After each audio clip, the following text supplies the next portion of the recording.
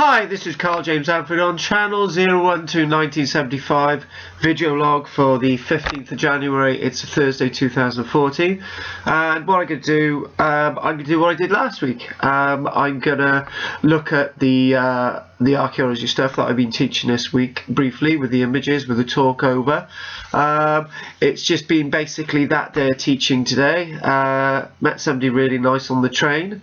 A long conversation with them, and coming back from work, and also so it's good to have conversations with people. It's good to remember them and to be in the moment. And also the other thing as well is I'm going to do a little review now of Jake Howes and Owen Langford's OJ Productions, a short production known as Empty. They asked me to do this, so I will, and I loved it. It was very short, a poem. I'm not sure who the poem's by. That would have helped, but not to take away from the production quality. The voiceover of Jake was very fitting to the poem called Empty, and that's the name of the production. And the filming was good. I liked the filming, the gentle subtleties of the whole thing, being that it's very dark. So as an actor myself, I'm very used to working with dark material, and this is my type of dark material. So thumbs up for this OJ production, and well done, and keep up the good work. And I would say that you know, it's not like a video log. It's best to take a lot of time, as much as you possibly can, on any productions. The best productions are productions that take a long time to plan and do, rather than just doing them like that. And this production, Empty, we don't see a production from OJ Productions every single week, which is probably good, because this one's obviously been planned and it's worked out really well. So well done, and well done, OJ Productions. So what I want us to do is get right into the nitty-gritty and look at the 7 ancient wonders of the world. First we'll see a map and some of the images that I've used in the 5 presentations I've done of the material this week, and then next week I'll be doing the Arch of Ctesiphon. So enjoy the images and the narration which will follow now. We start off with a map of the Eastern Mediterranean and the very western of the Asian world, and a bit of North Africa. And we see 7 sites marked on this map. The idea of the ancient lists of ancient wonders of the world originally came from Herodotus. But as you can see, this list doesn't include great monuments from the Mayan world, for example, Central America, or doesn't include the Great Wall of China. It doesn't include Great Zimbabwe. It doesn't include many of the great sites in India. Basically, the point I'm trying to make is whenever these early lists were being made, they were of the world of the learned of ancient Greece. And Greek people believed that their world was the world that you can see on this map, nothing really more. Herodotus would visit the lands of the Assyrians in modern day Iraq, and Egypt, the land of the ancient pharaohs, and would make notes on the sites he would see. Today, alas, the only monument surviving of this list that would eventually be written down and put into a list of 7 first started with Philo of Byzantium in approximately the year 225, and then Antipater of Sidon in about the 130s BC. And a list of 7 monuments is the enshrining original list that we find on this map today. But there's only one of these ancient monuments still surviving for us to see today in any suitably grand and great form, and that's the Great Pyramids of Giza. Moving on. The Giza Pyramid of Cheops, built approximately in the year 2560 BC. Basically built for the king, in the service of the king. This was constructed not by slaves but by people who would maybe work for the king for a year, and the workmen we're now finding lived very, very well. Approximately 20 million blocks used in its construction, and it took approximately 25 years to build, using 20,000 individuals to build it. A true great wonder. Now, the mausoleum of Halicarnassus was not standing when Herodotus would go on his grand tour of Turkey and likewise in the 430s. This tomb of a Persian leader known as Mausolus in the 330s was constructed to house his remains, but the site, it said, was as great and grand that you could see individual statues. This site itself is believed to be was originally believed to be about 140 feet. Nothing at the site says remained except for some statuary and imagery in the British Museum and some blocks at this site, which is in southwestern Turkey.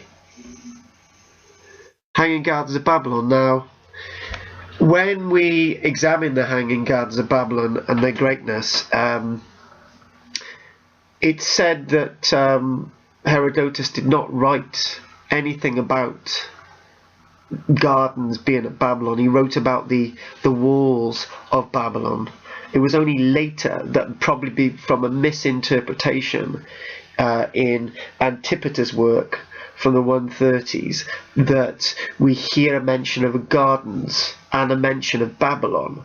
But the gardens, the mistranslation is that people, when Antipater was writing about the Great Walls of Babylon, everybody immediately said, the gardens that he's writing about must be at Babylon. But they probably weren't. They were probably at Nineveh. But the remains of the Hanging Gardens, if they were at Babylon, would have been completely destroyed by excavations at the turn of the 1900s. But they're more likely to be Nineveh, and they were great gardens. And we have evidence of gardens being at Nineveh from about the 600 years BC, built by the great leader Nebuchadnezzar II of the Assyrians. Great statue of Zeus itself, Olympia, in south-western Greece, the site where the Olympic Games was originally held. The great statue of Zeus was probably believed more likely to be about 12 meters in height, in a great grand temple. These remains are the remains excavated by German archaeologists. The great statue itself could have been, some say, made out of white marble, some say out of gold, some made out of ivory tusks. We don't know.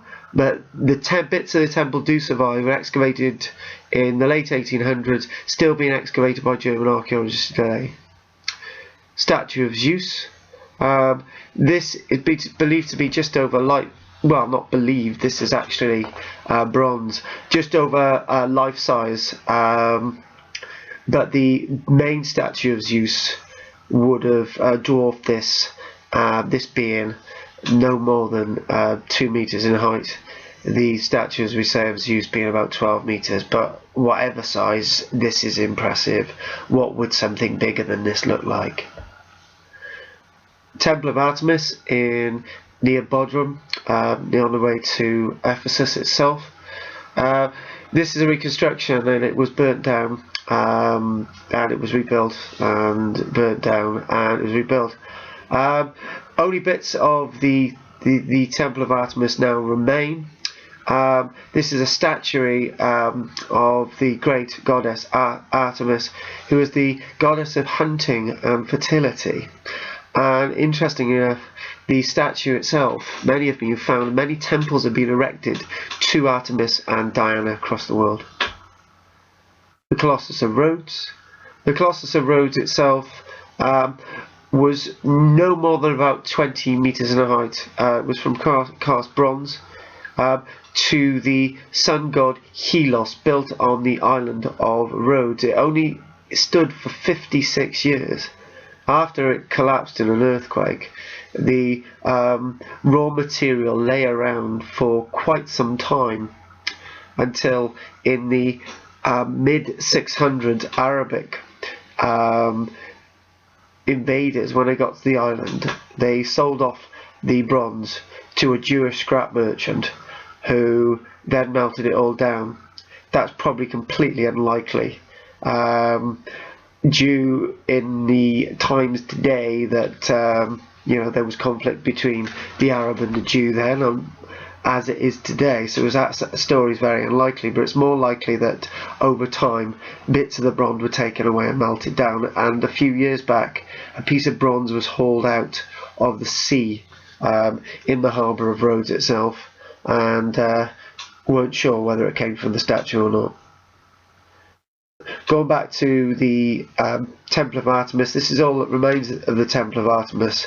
That's a reconstructed column from bits, but it's believed that most of the sections were taken away to build the castle, which was built by Crusaders sometime in the 1400s. Reconstruction of the lighthouse of Alexandria, on the island of Pharos, northwestern Egypt. This pharaoh itself overlooked the harbour at Alexandria. It, some believe, was over 400 feet in height.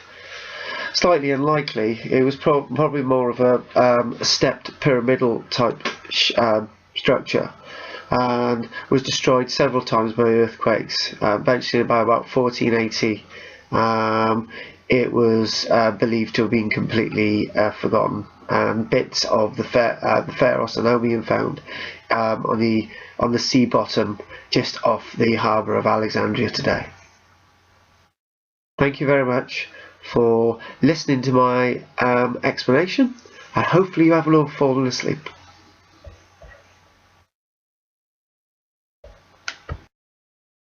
Hopefully you've enjoyed this video log today, and all the images, and hopefully we'll be having a good old chat on Friday as well. Thank you for the continued support, everybody. Thank you very much. Have a nice day.